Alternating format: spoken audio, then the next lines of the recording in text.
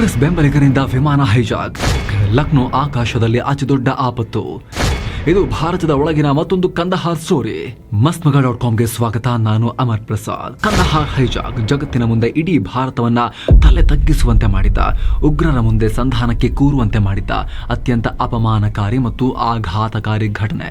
ಸುಮಾರು 2.5 ದಶಕಗಳ ಬಳಿಕವೂ ಮತ್ತೆ ನಮ್ಮಲ್ಲಿ ಈ ವಿಚಾರ ಚರ್ಚೆಗೆ ಬರ್ತಾ ಇದೆ. ಆದರೆ ನಿಮಗೆ ಗೊತ್ತಾ, ಈ ಕಂದಹಾರ್ ವಿಮಾನ ಹೈಜಾಕಿಗೂ 20 ವರ್ಷಗಳ ಮೊದಲೇ ಅಂದರೆ 1978ರಲ್ಲೇ ಭಾರತದ ಒಳಗೆ ದೊಡ್ಡ ವಿಮಾನ ಹೈಜಾಕ್ ನಡೆದಿತ್ತು. ಹಾಗಂತ ಅವ್ರು ಯಾರು ಹೊರಗಿನ ಉಗ್ರಗಾಮಿಗಳಲ್ಲ, ಪ್ರಧಾನಿ ಕಡೆಯವರು, ಪ್ರಧಾನಿಯ ಮಗನ ಫ್ರೆಂಡ್ಸ್, ಕಾಂಗ್ರೆಸ್ ಬೆಂಬಲಿಗರು. ಸುಮಾರು 126 ಪ್ರಯಾಣಿಕರನ್ನ ಅತಂತ್ರ ಮಾಡಿ ಇಡೀ ವಿಮಾನವನ್ನ ಬೇಕಾದ ಕಡೆಗೆ ತಿರುಗಿಸಿ ನೂರಾರು ಮುಗ್ಧ ಜೀವಗಳೊಂದಿಗೆ ಆಟ ಆಡಿದ್ರು. ಪರಿಸ್ಥಿತಿ ಎಷ್ಟು ಸೀರಿಯಸ್ ಇತ್ತು ಅಂತ ಹೇಳಿದ್ರೆ, ರಾತ್ರೋರಾತ್ರಿ ರಾಜ್ಯದ ಸಿಎಂ ಹೈಜಾಕರ್ಗಳ ಮುಂದೆ ನಿಂತಿರಬೇಕಾಗಿತ್ತು. ಹಾಗಿದ್ರೆ ಅಲ್ಲೇನಾಗಿತ್ತು, ಅದನ್ನ ಮಾಡಿದ್ಯಾರು, ಅವರ ಉದ್ದೇಶ ಏನು, ಎಲ್ಲಕ್ಕಿಂತ ಮುಖ್ಯವಾಗಿ ಈ ಘಟನೆ ಮಾಡಿದ ಕಿರಾತಕರು ಕೊನೆಗೆ ಏನಾದ್ರು, ಎಲ್ಲವನ್ನ ಈ ವಿಡಿಯೋದಲ್ಲಿ ನೋಡ್ತಾ ಹೋಗೋಣ. ಇದು ಯಾವ ಸಿನಿಮಾ ಸ್ಟೋರಿಗಿಂತನೂ ಕಮ್ಮಿ ಇಲ್ಲ. ಕಡೆ ತನಕ ಮಿಸ್ ಮಾಡ್ದೆ ನೋಡಿ.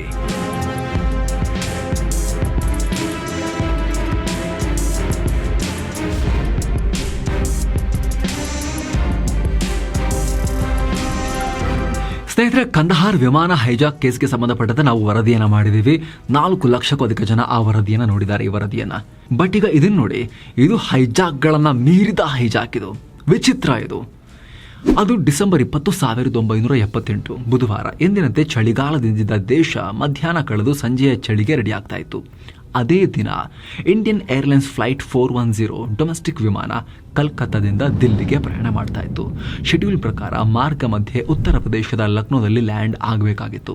ಹಾಗೆ ನೋಡಿದ್ರೆ ಅಲ್ಲಿ ತನಕ ಅಂದುಕೊಂಡಂತೆಯೇ ಆಗಿತ್ತು. ವಿಮಾನ ಲಕ್ನೋದಲ್ಲಿ ಇಳಿತು. ಏರೋರು ಏರಿ, ಇಳಿಯೋರು ಇಳಿದ್ರು. ಇದೇ ಟೈಮ್ನಲ್ಲಿ ಅಲ್ಲಿಗೆ ಇಬ್ಬರು ಅನುಮಾನಾಸ್ಪದ ವ್ಯಕ್ತಿಗಳು ಕೂಡ ಬಂದು ಹತ್ಕೊಂಡ್ರು. ಈ ಪೈಕಿ ಒಬ್ಬ ಗಿಡ್ಡನೆಯ ವ್ಯಕ್ತಿ, ನೋಡೋಕೆ ದುಂಡಾಕಾರದಲ್ಲಿದ್ದ, ಮೀಸೆಯನ್ನ ಶಾರ್ಟ್ ಆಗಿ ಕಟ್ ಮಾಡಿಸಿದ್ದ, ಹೆಸರು ದೇವೇಂದ್ರ ಪಾಂಡೆ.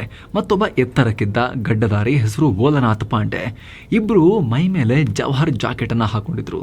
ಒಬ್ಬ ಕುರ್ತಾ ಜೊತೆಗೆ ಪೈಜಾಮ ಹಾಕೊಂಡಿದ್ದ, ಮತ್ತೊಬ್ಬ ಪಂಚೆ ಉಡ್ಕೊಂಡು ವಿಮಾನ ಏರಿದ್ದ. ಸೀದಾ 15ನೇ ರೋನಲ್ಲಿ ಕುತ್ಕೊಂಡ್ರು. ವಿಮಾನ ಟೇಕ್ ಆಫ್ ಆಯಿತು. ಕೆಲವೇ ನಿಮಿಷಗಳಲ್ಲಿ ಅದು ದಿಲ್ಲಿಯ ಪಾಲಂ ಏರ್ಪೋರ್ಟ್ಗೆ ರೀಚ್ ಆಗಬೇಕಾಗಿತ್ತು. ಇನ್ನೇನಿದೆ, ಸ್ವಲ್ಪ ಹೊತ್ತಲ್ಲೇ ಮನೆ ತಲುಪ್ತೀವಿ ಅನ್ನೋ ಆಸೆಯಲ್ಲಿ ಜನ ಇದ್ರು. ಆದರೆ ಅಷ್ಟರಲ್ಲಿ ಆ ವಿಮಾನದ ಸೀನ್ ಚೇಂಜ್ ಆಗ್ಬಿಡ್ತು. ವಿಮಾನದಲ್ಲಿದ್ದ ಆ ಇಬ್ರು ವ್ಯಕ್ತಿಗಳ ಪೈಕಿ ಒಬ್ಬ ಅಂದ್ರೆ ಭೋಲನಾಥ್ ಪಾಂಡೆ ಸೀಟಿನಿಂದ ಮೇಲೆದ್ದ. ನಿಧಾನಕ್ಕೆ ಕಾಕ್ಪಿಟ್ ಕಡೆಗೆ ಹೆಜ್ಜೆ ಹಾಕ್ದ. ಕ್ಯಾಬಿನ್ ಮ್ಯಾನೇಜರ್ JV ಡೇ ಬಳಿ ಬಂದ. ನಾನು ಒಳಗೆ ಹೇಗಿದೆ ಅಂತ ಚೂರು ನೋಡಬೇಕು, ವಿಮಾನದ ಬಗ್ಗೆ ಚೂರು ತಿಳ್ಕೋಬೇಕು, ಇತ್ಯಾದಿ ಅಂತ ಕೇಳೋಕೆ ಶುರು ಮಾಡ್ದ. ಅಂದಾಗೆ ಸ್ನೇಹಿತರೆ, ಆವತ್ತಿನ ದಿನಗಳಲ್ಲಿ ಸೆಕ್ಯೂರಿಟಿ ಇವಾಗಿನಷ್ಟು ಟೈಟ್ ಇರಲಿಲ್ಲ. ಚೂರು ನೋಡ್ತೀನಿ ಹೇಗಿದೆ ಅಂತ ಜನ ಕೇಳ್ತಾ ಇದ್ರು, ಚೂರು ನೋಡೋಕೆ ಬಿಡ್ತಲೂ ಇದ್ರು. ಹೀಗಾಗಿ ಕ್ಯಾಬಿನ್ ಮ್ಯಾನೇಜರ್ಗೆ ಇವನ ನಯವಾದ ಮಾತು ಯಾವುದೇ ಸಂಚು ರೀತಿ ಕಾಣಲಿಲ್ಲ. ಹಾಗಂತ ಆತ ಪರ್ಮಿಷನ್ ಕೊಡಲಿಲ್ಲ. ಯೋಚನೆ ಮಾಡ್ತಾ ಇದ್ರು ಅಷ್ಟೇ, ಏನು ಮಾಡೋದು, ಕೇಳ್ತಿದ್ದಾನಲ್ಲ ಇಷ್ಟೊಂದು ಅಂತ. ಅಷ್ಟರಲ್ಲಿ ದೇವೇಂದ್ರ ಪಾಂಡೆ ಕೂಡ ಬಂದ. ಇಬ್ರು ದೂರದೂರನೆ ಕ್ಯಾಬಿನ್ ಮ್ಯಾನೇಜರ್ನ ನೋಡಿದ್ರು. ಸೊಂಟದಲ್ಲಿದ್ದ ಬಂದೂಕಿಗೆ ಕೈ ಹಾಕಿದ್ರು. ದಿಢೀರಂತ ಕ್ಯಾಬಿನ್ ಬಾಗಿಲನ್ನು ತಳ್ಳಿ ಕಾಕ್ಪಿಟ್ ಒಳಗೆ ನುಗ್ಗೆ ಬಿಟ್ರು. ಅಷ್ಟೇ, ವಿಮಾನ ಹೈಜಾಕ್ ಆಗಿತ್ತು. ಹಾಗಿದ್ರೆ ಅಲ್ಲಿ ಮುಂದೆ ಏನಾಯ್ತು? ಈ ರೋಚಕ ಸಂಗತಿಯನ್ನ ತಿಳ್ಕೊಳ್ಳೋಕ್ಕಿಂತ ಮುಂಚೆ ಸ್ನೇಹಿತರೆ, hold on for A minute. ಈ ವಿಡಿಯೋದ ಪಾರ್ಟ್ನರ್ ಆಗಿರೋ ಗ್ರೋತ್ ಸ್ಕೂಲ್ನ ಎಜುಕೇಶನಲ್ ಆಫರ್ ಬಗ್ಗೆ ನಿಮಗೆ ಕ್ವಿಕ್ ಆಗಿ ಮಾಹಿತಿಯನ್ನು ಕೊಡ್ತೀವಿ. ಸ್ನೇಹಿತರೆ, ಇತ್ತೀಚಿನ ದಿನಗಳಲ್ಲಿ ಎಲ್ರಿಗೂ ಕೆಲಸ ಹೋಗೋ ಭಯ ಶುರುವಾಗಿದೆ. ಯಾಕಂದ್ರೆ AI ಬರ್ತಾ ಇದೆ ಅನ್ನೋ ಆತಂಕ ಶುರುವಾಗಿದೆ. ಹೆಚ್ಚಿನ ಕೆಲಸವನ್ನ AI ಮಾಡೋಕೆ ಶುರು ಮಾಡಿದೆ. ಸೊ ಅದರಲ್ಲಿ ಅಪ್ಡೇಟ್ ಆಗಿಲ್ಲ ಅಂದ್ರೆ ನಾವು ಕೂಡ ಕೆಲಸ ಕಳ್ಕೊಳ್ಳೋ ಸಂದರ್ಭ ಬರ್ಬೋದು. ಇತ್ತೀಚೆಗೆ ಡೆಲ್ ಕೂಡ ತನ್ನ 12,500 ಉದ್ಯೋಗಿಗಳನ್ನ ವಜಾ ಮಾಡಿದೆ. ಹೀಗಾಗಿ ನಮ್ಮ ಪರ್ಸನಲ್ ಮತ್ತು ಪ್ರೊಫೆಷನಲ್ ಗ್ರೋತ್ ಅನ್ನ ಅಪ್ಗ್ರೇಡ್ ಮಾಡ್ಕೋಬೇಕು ಅಂದ್ರೆ ಗ್ರೋತ್ ಸ್ಕೂಲ್ ಒಂದು ಆಪರ್ಚುನಿಟಿ. ಇದೊಂದು ಲರ್ನಿಂಗ್ ಪ್ಲಾಟ್ಫಾರ್ಮ್ ಆಗಿದ್ದು, ಹೊಸದಾಗಿ ಏಷ್ಯಾದಲ್ಲೇ ಅತಿದೊಡ್ಡ AI ಮಾಸ್ಟರ್ ಕ್ಲಾಸ್ ಅನ್ನ ಆರ್ಗನೈಸ್ ಮಾಡ್ತಾ ಇದೆ. 3 ಗಂಟೆ ಇರುತ್ತೆ. ಮಸ್ತ್ಮಗ.ಕಾಮ್ನ ಆಡಿಯನ್ಸ್ಗೆ ಅಂತ ಒಂದು ವಿಶೇಷ ಆಫರ್ ಇದೆ. ಮೊದಲ 1000 ಆಸಕ್ತರಿಗೆ ಇದು ಫ್ರೀ ಇದೆ, ನಮ್ಮ ಲಿಂಕ್ ಮೂಲಕ ಹೋಗೋರಿಗೆ. ಈ ವರ್ಕ್ಶಾಪ್ ನಲ್ಲಿ 20ಕ್ಕೂ ಅಧಿಕ ನ್ಯೂ AI ಟೂಲ್ಸ್ ಅನ್ನ ಕಲಿಬಹುದು. ಚಾಟ್ GPT ಟ್ರಿಕ್ಸ್ ಅನ್ನ ಕಲಿಬಹುದು. Personal branding, Excel skills, data analysis, ಹೀಗೆ ಸಾಕಷ್ಟು ವಿಚಾರಗಳ ಬಗ್ಗೆ ನಿಮಗೆ ಇನ್ ಡೆಪ್ತ್ ಮಾಹಿತಿ ಕೊಡ್ತಾರೆ. ನೀವು ಟೆಕ್ ಬ್ಯಾಕ್ಗ್ರೌಂಡ್ ಇರಲಿ ಅಥವಾ ನಾನ್ ಟೆಕ್ ಆಗಿರಲಿ, ಸೇಲ್ಸ್, ಮಾರ್ಕೆಟಿಂಗ್, HR ಯಾವುದೇ ಕೆಲಸ ಮಾಡ್ತಿದ್ರು ಕೂಡ ನಿಮಗೆ ಇದರಿಂದ ಹೆಲ್ಪ್ ಆಗ್ಬೋದು. ಆಲ್ರೆಡಿ 10 ಲಕ್ಷಕ್ಕೂ ಅಧಿಕ ಜನ ಈ ಮಾಸ್ಟರ್ ಕ್ಲಾಸ್ ಅನ್ನ ಅಟೆಂಡ್ ಮಾಡಿದ್ದಾರೆ. ಇದಕ್ಕೆ 5 ಸ್ಟಾರ್ ರೇಟಿಂಗ್ ಕೂಡ ಕೊಟ್ಟಿದ್ದಾರೆ.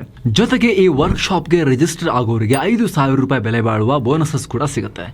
ಜೊತೆಗೆ ಆಗಲೇ ಹೇಳಿದ ಹಾಗೆ mastmag.comನ ಮೊದಲ 1000 ವೀಕ್ಷಕರಿಗೆ ಫ್ರೀ ಕೂಡ ಇರುತ್ತೆ. ಸೊ ಡಿಸ್ಕ್ರಿಪ್ಷನ್ ಹಾಗೂ ಟಾಪ್ ಕಾಮೆಂಟ್ನಲ್ಲಿ ಇದರ ಲಿಂಕ್ ಅನ್ನು ಕೊಟ್ಟಿರ್ತೀವಿ. ಫೇಸ್ಬುಕ್ನಲ್ಲಿ ನೋಡ್ತಾ ಇದ್ರೆ ಡಿಸ್ಕ್ರಿಪ್ಷನಲ್ಲಿ ಮಾತ್ರ ಇರುತ್ತೆ, ಯೂಟ್ಯೂಬ್ನಲ್ಲಿ ನೋಡ್ತಾ ಇದ್ರೆ ಡಿಸ್ಕ್ರಿಪ್ಷನ್ ಮತ್ತು ಪಿನ್ ಮಾಡಿರೋ ಕಾಮೆಂಟ್ ಎರಡೂ ಕಡೆ ಲಿಂಕ್ ಇರುತ್ತೆ. ಆಸಕ್ತರು ಚೆಕ್ ಮಾಡಿ ರಿಜಿಸ್ಟರ್ ಆಗಬಹುದು. ಸ್ನೇಹಿತರೆ, ಈಗ ನಾವು ಈ ರೋಚಕ ಹೈಜಾಕ್ ಸ್ಟೋರಿಯಲ್ಲಿ ಮುಂದುವರಿಯೋಣ. ಮತ್ತೆ ನಾನು ಈ ವಿಮಾನದ ಕ್ಯಾಪ್ಟನ್ MN ಬಟೆವಾಲಾ ಮಾತನಾಡ್ತಾ ಇದ್ದೀನಿ. ವಿಮಾನ ಹೈಜಾಕ್ ಆಗಿದೆ, ನಾವು ದಿಲ್ಲಿ ಬದಲಾಗಿ ಪಾಟ್ನಾ ಕಡೆಗೆ ವಾಪಸ್ ಹೊರಡ್ತಾ ಇದ್ದೀವಿ ಹೀಗಂತ ಪಬ್ಲಿಕ್ ಅಡ್ರೆಸ್ ಸಿಸ್ಟಮ್ನಲ್ಲಿ ಆತ ಅನೌನ್ಸ್ ಮಾಡಿಬಿಟ್ರು. ಸ್ನೇಹಿತರೆ, 1000 ಅಡಿ ಎತ್ತರದಲ್ಲಿ ಅದು ಬಂದೂಕು ಮತ್ತು ಸ್ಫೋಟಕ ಹಿಡ್ಕೊಂಡು ವಿಮಾನ ಹೈಜಾಕ್ ಆಗಿದೆ ಅಂದರೆ ಹೇಗಿರಬೇಡ. ಅಲ್ಲಿನ ಜನ ಅಕ್ಷರಶಃ ಬೆವ್ತು ಹೋದ್ರು. ಗೋಲ್ಡೋಗ್ ಶುರು ಮಾಡಿದ್ರು, ಅಳೋಕ್ ಶುರು ಮಾಡಿದ್ರು, ಬೊಬ್ಬೆ ಹೊಡೆಯೋಕೆ ಶುರು ಮಾಡಿದ್ರು. ಪೈಲಟ್ಗಳ ತಲೆಗೆ ಟ್ರಿಗರ್ ಪಾಯಿಂಟ್ ಇಟ್ಟಿದ್ರಿಂದ ಅವರು ಅಲ್ಲಾಡೋ ಹಾಗಿರಲಿಲ್ಲ, ಮಾತಾಡೋ ಹಾಗಿರಲಿಲ್ಲ. ವಿಮಾನವೇ ಒಳಗಿಂದೊಳಗೆ ಸ್ತಬ್ಧಾಗಿ ಹಾರ್ತಾ ಇತ್ತು. ಕೂಡಲೇ ಇಬ್ರು ಹೈಜಾಕರ್ಗಳು ಪೈಲಟ್ಗಳಿಗೆ ಆದೇಶ ಕೊಡೋಕೆ ಶುರು ಮಾಡಿದ್ರು. ಈ ತಕ್ಷಣ ನೇಪಾಳದ ಕಡೆಗೆ ವಿಮಾನ ಹಾರಿಸಿ, ಇಲ್ಲ ಇಡೀ ವಿಮಾನವನ್ನ ಢಮ್ ಮಾಡಿಬಿಡ್ತೀವಿ ಅಂತ ಬೆದರಿಕೆ ಹಾಕಿದ್ರು. ಆದರೆ ಹೇಗಿರುತ್ತೆ?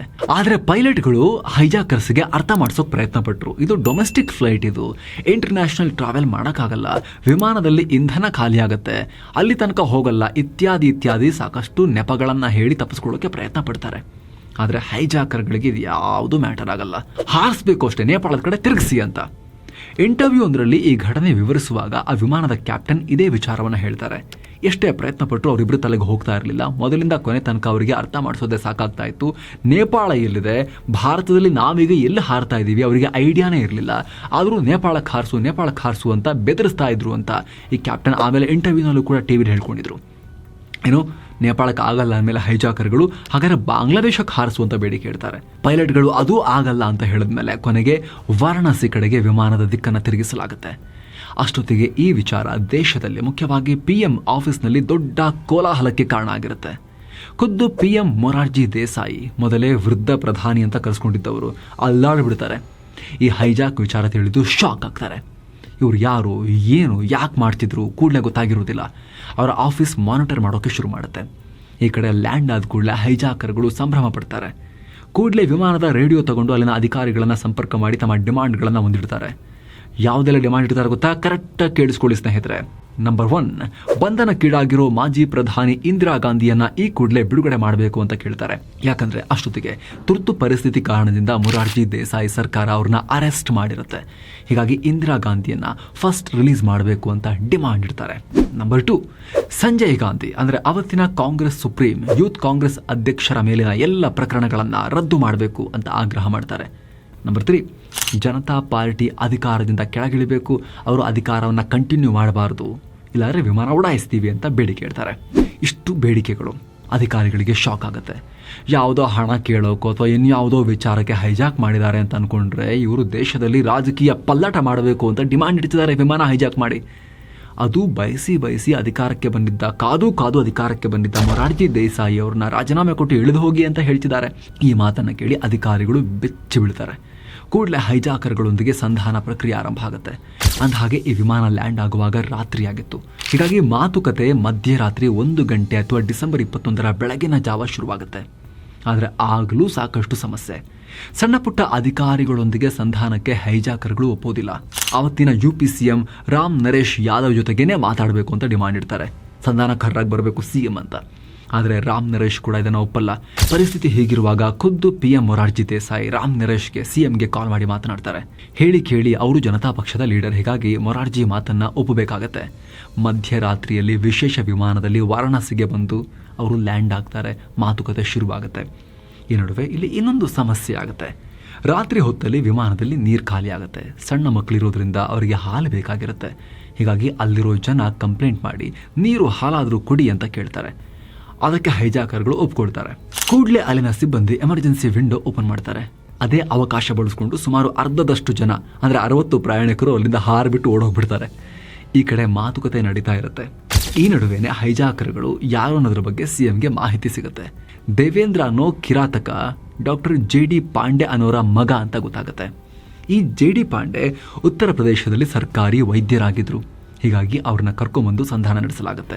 ಅಂತಿಮವಾಗಿ ಬೆಳಗ್ಗೆ 6:30ಕ್ಕೆ ಆ ಹೈಜಾಕರ್ಗಳು ಸರೆಂಡರ್ ಆಗ್ತೀವಿ ಅಂತ ಅನೌನ್ಸ್ ಮಾಡ್ತಾರೆ. ಜನ ಸಂಪೂರ್ಣವಾಗಿ ವಿಮಾನದಿಂದ ಹೊರಬರ್ತಾರೆ. ಆದರೆ ಕಥೆಯಲ್ಲಿ ಮುಗಿಯಲ್ಲ. ಜನ ಹೋದ್ರು, ಆದರೆ ಸ್ಫೋಟಕವನ್ನು ನಿಷ್ಕ್ರಿಯ ಮಾಡಬೇಕಲ್ಲ. ಹೀಗಾಗಿ ಟೆಕ್ನಿಕಲ್ ತಂಡ ಆ ಹೈಜಾಕರ್ಗಳ ಹತ್ರ ಬರುತ್ತೆ. ಕೊಡಿ ಸ್ಫೋಟಕ ಎಲ್ಲಿದೆ ಅಂತ ಕೇಳ್ತಾರೆ.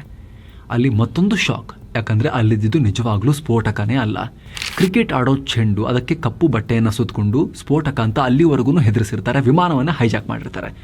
ಜೊತೆಗೆ ಅವ್ರು ಹಿಡ್ಕೊಂಡಿದ್ದ ಬಂದೂಕಿದೆಯಲ್ಲ, ಅದು ಕೂಡ ನಕಲಿ ಆಟದ ಬಂದೂಕು. ಆದ್ರೆ ಏನು ಮಾಡೋದು, ವಿಮಾನದಲ್ಲಿ ನಿಂತ್ಕೊಂಡು ಫೈರ್ ಮಾಡ್ತೀವಿ ಅಂತ ಹೇಳಿದ್ರೆ ಅದು ಆಟದ ಅಲ್ವಾ ಅಂತ ಹೇಳಿ ನೋಡ್ತಾ ಕೂರೋಕ್ಕೆ ಅಥವಾ ಊಹೆ ಮಾಡೋಕ್ಕಾಗತ್ತಾ? ಊಹೆ ಮಾಡಿಕೊಂಡು ಆಟದಿರ್ಬೋದು ಅಂತ ಹಿಡಿಯೋಕೆ ಹೋಗೋಕ್ಕಾಗತ್ತಾ? ಫೈರ್ ಮಾಡೇ ಬಿಟ್ರೆ ಹಾರ್ತಿರೋ ವಿಮಾನದಲ್ಲಿ. ಹಾಗಾಗಿ ವಿಮಾನದಲ್ಲಿ ಇವೆಲ್ಲ ಬಹಳ ಸೂಕ್ಷ್ಮ ವಿಚಾರಗಳು. ಆದರೆ ಅವರು ಶರಣಾದ ಮೇಲೆ ಚೆಕ್ ಮಾಡಿ ನೋಡಿದಾಗ ಅಧಿಕಾರಿಗಳಿಗೆ ತಲೆಗೆಟ್ಟೋಗ್ಬಿಡ್ತು. ದರದರನೇ ಹೇಳ್ಕೊಂಡು ಹೋದ್ರು ಹೈಜಾಕರ್ಗಳನ್ನು. ಅವ್ರ ಮೇಲೆ ಕೇಸ್ ಹಾಕಿದ್ರು. ವಿಶೇಷ ಅಂದರೆ ಈ ಘಟನೆ ನಡೆದ 6 ದಿನಗಳಲ್ಲೇ ಇಂದಿರಾ ಗಾಂಧಿಯವರು ಬಿಡುಗಡೆಯಾದರು. ಅದಿರಲಿ ಅಲ್ಲೇ ಈಗ. ಆದರೆ ಇಲ್ಲಿ ನಿಜಕ್ಕೂ ಕಾಡೋ ಪ್ರಶ್ನೆ ಏನು ಅಂದರೆ, ಇವ್ರು ಯಾಕೆ ಇಂದಿರಾ ಗಾಂಧಿಗೋಸ್ಕರ ವಿಮಾನ ಹೈಜಾಕ್ ಮಾಡಿದ್ರು ಅನ್ನೋ ಪ್ರಶ್ನೆ. ಸ್ನೇಹಿತರೆ, ಅವರೇ ಹೇಳ್ಕೊಂಡಿರೋ ಪ್ರಕಾರ ಇವರು ಕಾಂಗ್ರೆಸ್ನ ಕಟ್ಟ ಅಭಿಮಾನಿಗಳಾಗಿದ್ದರು. ಅಷ್ಟೇ ಅಲ್ಲ, ಈ ಬೋಧನಾಥ್ ಯೂತ್ ಕಾಂಗ್ರೆಸ್ನ ಲೀಡರ್ ಆಗಿದ್ದ ವ್ಯಕ್ತಿ. ಇಂದಿರಾ ಗಾಂಧಿಯ ಮಗ ಸಂಜಯ್ ಗಾಂಧಿಯ ಅತ್ಯಾಪ್ತ ಫ್ರೆಂಡ್. ಇದೇ ಕಾರಣಕ್ಕೆ ವಿಮಾನದ ಹೈಜಾಕ್ ಆಗಿತ್ತು. ಜೊತೆಗೆ ಈ ಘಟನೆ ಆದ ಕೆಲವೇ ತಿಂಗಳ ನಂತರ 1980ರಲ್ಲಿ ಇಂದಿರಾ ಗಾಂಧಿ ಸರ್ಕಾರ ಮತ್ತೆ ವಾಪಸ್ ಅಧಿಕಾರಕ್ಕೆ ಬಂತು. ಇದರಿಂದ ಇವರ ಲೈಫೇ ಚೇಂಜ್ ಆಯಿತು. ಇವರು ಮಾಡಿರೋ ಕೃತ್ಯಕ್ಕೆ ಪುರಸ್ಕಾರ ಕೊಟ್ಟರು ಇಂದಿರಾ ಗಾಂಧಿ. ಯಾವ ಲೆವೆಲ್ಗೆ ಅಂದರೆ, ಖುದ್ದು ತನ್ನ ಸಾಕು ಮಕ್ಕಳಂತೆ ಇವ್ರನ್ನ ಇಂದಿರಾ ಗಾಂಧಿ ನೋಡ್ಕೋತಿದ್ರು ಅಂತ ಈ ಹೈಜಾಕರ್ಗಳ ಮಕ್ಕಳು ಇವಾಗಿದಾರಲ್ಲ ಅವ್ರು ಹೇಳ್ಕೊಂಡಿದ್ದಾರೆ.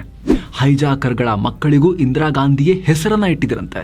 ಅಷ್ಟೇ ಅಲ್ಲ, ಅಧಿಕಾರಕ್ಕೆ ಬಂದ ಕೂಡಲೇ ಇವರ ಮೇಲಿನ ಕೇಸನ್ನು ರದ್ದು ಮಾಡಲಾಗುತ್ತೆ. ಊರಿನಲ್ಲಿ ಭವ್ಯ ಸ್ವಾಗತ ಕೋರಿ ಮೆರವಣಿಗೆ ಮಾಡಲಾಗುತ್ತೆ ಅವ್ರದ್ದು. ಜೊತೆಗೆ ಅದೇ ವರ್ಷ MLA ಟಿಕೆಟ್ ಕೊಡಲಾಗುತ್ತೆ. ಕಾಂಗ್ರೆಸ್ನ MLAಗಳು ಆಗ್ತಾರೆ. ದೇವೇಂದ್ರ ಮತ್ತು ಬೋಧನಾಥ್ 2 ಸಲ UP ಅಸೆಂಬ್ಲಿಗೆ ಕಾಂಗ್ರೆಸ್ MLAಗಳಾಗಿ ಹೋಗ್ತಾರೆ. ರಾಜೀವ್ ಗಾಂಧಿಗೂ ಇವರು ಆಪ್ತರಾಗ್ತಾರೆ. ಚುನಾವಣೆ ಸಂದರ್ಭಗಳಲ್ಲಿ ಪ್ರಚಾರಕ್ಕೆ ಕರ್ಕೊಂಡು ಹೋಗಲಾಗುತ್ತೆ. ರಾಹುಲ್ ಗಾಂಧಿ ಕೂಡ ಇವರೊಂದಿಗೆ ಟಚ್ನಲ್ಲಿದ್ದರು. ಬಟ್ ಕೆಲವೇ ವರ್ಷಗಳ ಹಿಂದೆ ಇವರು ತೀರ್ಕೊಂಡಿದ್ದಾರೆ ಅಂತ ಅವರ ಮಕ್ಕಳು ಹೇಳ್ಕೊಂಡಿದ್ದಾರೆ. ಸ್ನೇಹಿತರೆ, ಇದು ಅಂದಿನ ಪಾಲಿಟಿಕ್ಸ್ ಯಾವ ಥರ ಇತ್ತು, ಅಂದಿನ ರಾಜಕಾರಣಿಗಳು ಯಾವ ಲೆವೆಲಿಗೆ ಹೋಗ್ತಾ ಇದ್ರು, ಅವರು ಎಂತೆಂಥ ನಿರ್ಧಾರಗಳನ್ನು ಮಾಡಿ ಎಂತೆಂತಹ ಪೊಲಿಟಿಕಲ್ ಹೆಜ್ಜೆಗಳನ್ನು ಇಟ್ಟು ಅದನ್ನು ಡೈಜೆಸ್ಟ್ ಮಾಡ್ಕೊಳ್ತಾ ಇದ್ರು, ಅರಗಿಸಿಕೊಳ್ತಾ ಇದ್ರು. ಈ ದೇಶದ ಜನರ ಪೊಲಿಟಿಕಲ್ ಅವೇರ್ನೆಸ್ ಯಾವ ಲೆವೆಲ್ಗಿತ್ತು, ಜನ ಎಂತೆಂಥದನ್ನೆಲ್ಲ ಸಹಿಸ್ಕೊಳ್ತಾ ಇದ್ರು, ಹಾಗೂ ಎಂಥ ವಿಲಕ್ಷಣ ಕಾರಣಕ್ಕೆ ಹೈಜಾಕ್ ಆಗಿತ್ತು ಅನ್ನೋದನ್ನು ನಾವು ನಿಮಗೆ ತಿಳಿಸೋ ಪ್ರಯತ್ನವನ್ನು ಮಾಡಿದ್ದೀವಿ. ಇದ್ಯಾವುದು ಫಿಕ್ಷನ್ ಅಲ್ಲ, ಎಲ್ಲವೂ ಕೂಡ ದಾಖಲಿತ ಘಟನೆಗಳು. ಈ ಘಟನೆಯ ಇಂಚಿಂಚು ಕೂಡ ರಿಪೋರ್ಟ್ ಆಗಿದೆ, ದಾಖಲಿತವಾಗಿದೆ. ಸ್ನೇಹಿತರ, ಕಡೆದಾಗಿ ಒಂದು ರಿಮೈಂಡರ್, ಆಗಲೇ ಹೇಳಿದ್ವಲ್ಲ, ಗ್ರೋತ್ ಸ್ಕೂಲ್ನ AI ವರ್ಕ್ಶಾಪನ್ನು ಅಟೆಂಡ್ ಮಾಡಬೇಕು ಅಂತ ಹೇಳಿದ್ರೆ mastmaga.comನ ಮೊದಲ 1000 ವೀಕ್ಷಕರಿಗೆ ಫ್ರೀ ಇರುತ್ತೆ. ಅದಾದಮೇಲೆ ಚಾರ್ಜಸ್ ಇರುತ್ತೆ, ಅದು ಕೂಡ ಮಿನಿಮಲ್. ನೀವು ಡಿಸ್ಕ್ರಿಪ್ಷನ್ ಹಾಗೂ ಪಿನ್ ಮಾಡಿರೋ ಕಾಮೆಂಟ್ನಲ್ಲಿ ಕೊಟ್ಟಿರೋ ಲಿಂಕ್ ಮೂಲಕ ಹೋಗಿ ನೀವು ಕೂಡ AI ಸ್ಕಿಲ್ಲನ್ನು ಗಳಿಸ್ಕೊಂಡು ನಿಮ್ಮ ಕರಿಯರ್ನಲ್ಲಿ ನಿಮ್ಮ ಗ್ರೋತನ್ನು ಜಾಸ್ತಿ ಮಾಡ್ಕೋಬೋದು. ಸ್ಯಾಲ್ರಿ ಹೈಕ್, ಪ್ರಮೋಷನ್ ಎಲ್ಲದಕ್ಕೂ ಕೂಡ ಈಗ ಎಕ್ಸ್ಟ್ರಾ ಸ್ಕಿಲ್ ಇದ್ದರೆ ಅಡ್ವಾಂಟೇಜ್, ಅದರಲ್ಲೂ ಕೂಡ AI ಸ್ಕಿಲ್ ಇದ್ದರೆ ಇನ್ನೂ ಅಡ್ವಾಂಟೇಜ್.